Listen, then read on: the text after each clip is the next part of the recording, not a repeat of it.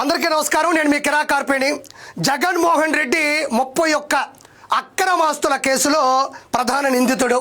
పూర్వం కొన్ని సంవత్సరాల క్రితం 16 నెలలు జైల్లో ఆ శిక్షకు గాను చెప్పకూడదన్నాడు. దీన్ని ప్రత్యేకంగా చెప్పనక్కర్లేదు. అయితే జగన్మోహన్ రెడ్డి ఇన్ని కేసుల్లో నిందితుడిగా ఉన్నాడు కదా.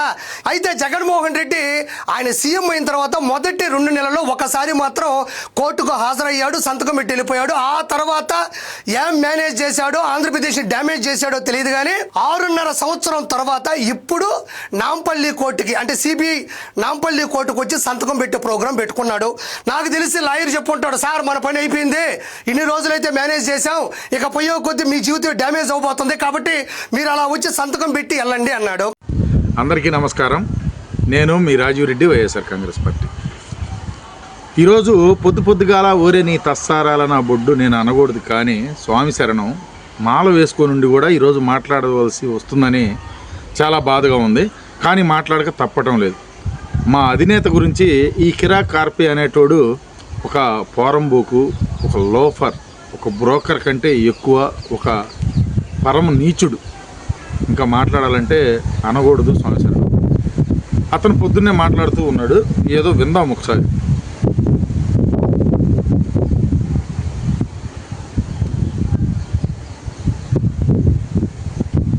అందరికీ నమస్కారం. నేను మీ కిరా కార్పేని. జగన్మోహన్ రెడ్డి 31 అక్రమాస్తుల కేసులో ప్రధాన నిందితుడు. పూర్వం కొన్ని సంవత్సరాల క్రితం 16 నెలలు జైల్లో ఆ శిక్షకు గాను చెప్పకూడదన్నాడు. దీన్ని ప్రత్యేకంగా చెప్పనక్కర్లేదు. అయితే జగన్మోహన్ రెడ్డి ఇన్ని కేసుల్లో నిందితుడిగా ఉన్నాడు. విన్నారు కదా, 31 కేసుల్లో నిందితుడిగా ఉన్నాడు. 16 నెలలు జైల్లో చెప్పకూడదు తిన్నాడని చెప్పి మాట్లాడుతున్నాడు. వీడు ఎవడికి పుట్టాడో తెలియదు, వీడు ఎవడికి సంబంధించిన వాడో తెలియదు, ఏ పార్టీకి సంబంధించిన వాడో తెలియదు. కానీ వీడికి ఒక చేతిలో పెన్ను, వీడికి వెనకాల ఒక స్క్రీను, ముందర ఒక ట్యాబ్ ఫోను, ఇవి ఇచ్చి చంద్రబాబు నాయుడు అండ్ కో ఈ కూటమి ప్రభుత్వంలో ఉన్నటువంటి నాయకులు వీడిని పెంచి పోషిస్తూ ఉన్నారు. రాబోయే రోజుల్లో దాని సమాధానం వేరుగా చెప్తాను, కానీ ఇప్పుడు చెప్పబోయేదే వినండి ఒకసారి.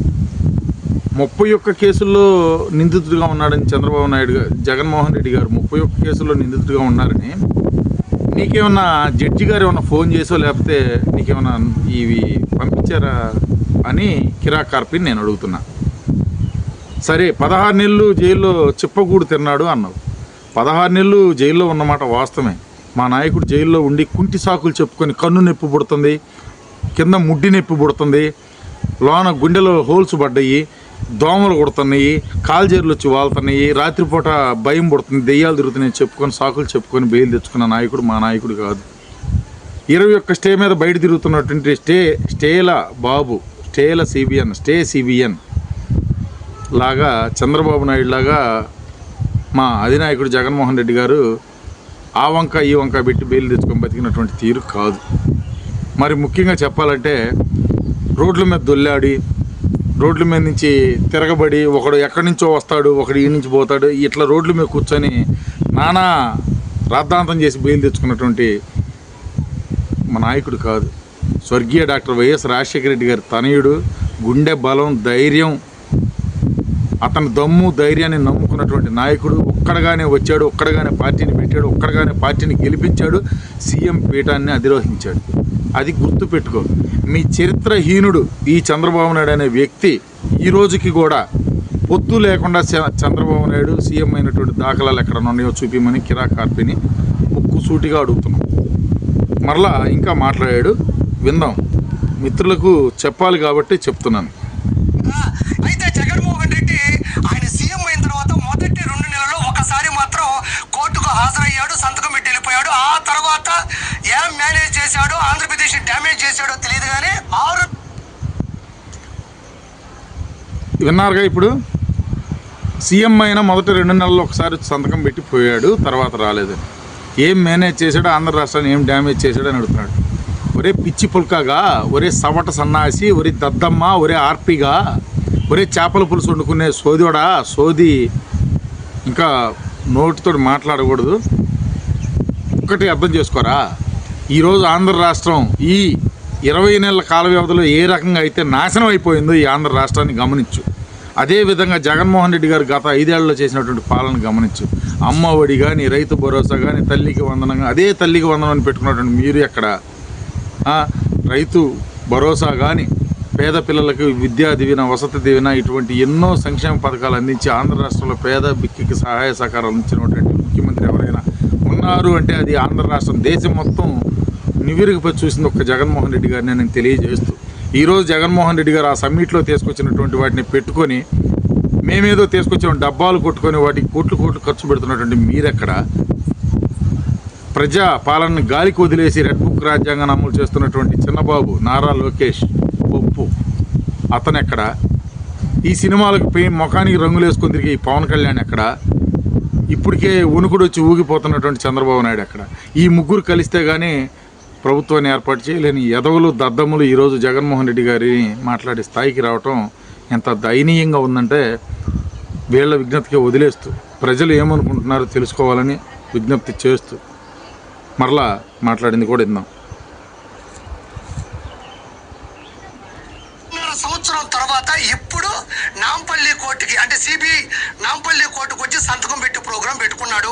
నాకు తెలిసి లాయర్ చెప్పుంటాడు, సార్ మన పని అయిపోయింది, ఇన్ని రోజులైతే మేనేజ్ చేసాం, ఇక పోయే కొద్ది మీ జీవితం డ్యామేజ్ అవబోతుంది, కాబట్టి మీరు అలా వచ్చి సంతకం పెట్టి వెళ్ళండి అన్నాడు. అయితే ఈయన మామూలుగా వెళ్తే విన్నారుగా, వీడికంట నాంపల్లి కోర్టులో నుంచి లాయర్ గారు ఫోన్ చేసి, సార్ జగన్మోహన్ రెడ్డి గారు పని అయిపోయింది, మన పని పాతాళంలోకి వెళ్ళిపోతున్నామని చెప్పారని ఇతనికి లాయర్ ఫోన్ చేసి చెప్పాడంట. ఎవరు? ఈ కిరా కార్పే అనే ఈ కుష్టి వ్యాధి గ్రస్తుడికి. వీడు చేపల పులుసులో కారం ఎంత వేయాలా, ఉప్పు ఎంత వేయాలా తెలిసిన సన్నాసి అయితే కాదు నాకు తెలిసి. ఇట్లాంటి సన్నాసి కంటే నాంపల్లి సిబిఐ కోర్టు నుంచి లాయర్లు ఫోన్ చేసి మాట్లాడుతున్నారంట. అంటే ఇది స్థాయి ఏంటో మరి ఆంధ్ర రాష్ట్ర ప్రజలు అర్థం చేసుకోవాలి. నేను ముక్కుసూటిగా పదే మాట్లాడటం కాదు, ఇంకా నేను ఒక్కటే క్లియర్గా చెప్తాను. అరే కిరా కార్తిక, నీ భూలో దమ్ము ఎంత ఉందో, దమ్ము ధైర్యం నికార్సుగా ఉండే మగాడివి అయితే నువ్వు పబ్లిక్లోకి వచ్చి ఆంధ్ర రాష్ట్రంలో నువ్వు ఎంచుకున్నా సరే ప్లేసు, నన్ను చెప్పమన్నా సరే ఎదురెదురుగా కూర్చొని డిబేట్ చేద్దాం, ఎదురెదురుగా కూర్చొని మాట్లాడుకున్నాం. జగన్మోహన్ రెడ్డి గారు ఏం చేశారు, మీ కూటమి ఏం చేశారు, లేదా నువ్వేం చేశావు గతంలో, ముందర ఏం చేశావు, నీ బ్రతుకు నువ్వు ఒకసారి వెనక్కి తిరిగి ఆలోచించు. రేపు చూసి పంతంటే 2029లో అరే 2.0 అంటున్నారు, నీకు మట్టుకు 5.4 పెట్టుకో. చూసి తంతంటే నిన్ను కాపాడటానికి పవన్ కళ్యాణ్ వస్తాడు, నారా లోకేష్ బాబు వస్తాడు, చంద్రబాబు నాయుడు గారు వస్తారు, లేదు మోడీ గారు వస్తారో మాకైతే తెలియదు కనరా. నీకు ఇప్పుడే కనపడుతుంది, నీకు నీ మొఖాన ఇప్పుడే కనపడుతున్నాయి ఆ చిన్నలన్నీ. దగ్గరలోనే నువ్వు ఇప్పుడు మాట్లాడే ప్రతి మాటని నోట్ చేసి పెట్టుకుంటున్నావురా, గుర్తుపెట్టుకో. నీకు సరైన సమయంలో సరైన విధంగా కింద నుంచి అవ్వాయసవాయాలు దీపావళి అందరికీ దీపావళికి వస్తుంది, కానీ నీకు ముందలుగానే వచ్చింది ఆ దీపావళి, గుర్తుపెట్టుకోవాలని తెలియజేస్తూ, నోరు అదుపులో ఉంటే ఒళ్ళు అదుపులో ఉండిద్ది, ఒళ్ళు అదుపులో ఉంటే ఊరు అదుపులో ఉండిద్ది, నీ ప్రవర్తన అదుపులో ఉంటే పక్క మనిషి మర్యాద కూడా అంతే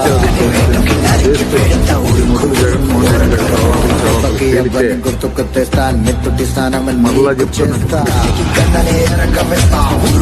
రాజశేఖర రెడ్డి గారి తనయుడు ఆంధ్ర రాష్ట్ర ప్రజలకి ఆరాధ్య దైవం.